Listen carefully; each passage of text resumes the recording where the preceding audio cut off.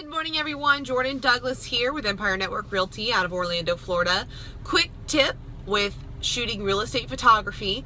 When you are shooting listings and you are using a manual lens, sometimes you may encounter a problem with the live view not registering properly with the manual lens.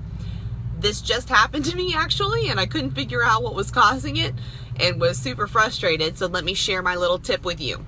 When you are in live view, when your meter shows that your exposure is correct, but the live view is pitch black and you have to crank up the exposure just to see the image to focus, that means that before, whatever lens you had on before that had a sensor, because manual lenses do not, typically, stick on that lens back on your camera, crank it down to the absolute widest aperture setting, which in my case, I had a Canon 50mm 1.4 that I had at a setting of an aperture of 10. So my camera, being that that was the last one that had a sensor on it, was registering that 10 aperture on my manual lens, which is why the live view wasn't accurate.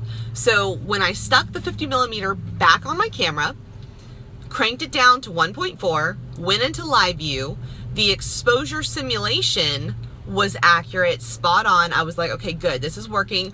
Took off the Canon, put back on the Canon, which is what I use, a Canon 1.4 14mm. Put that back on, which does not have a sensor, went back into live view to see the exposure simulation, and voila, problem fixed. So it was because it was registering the aperture setting from my censored lens on my manual lens.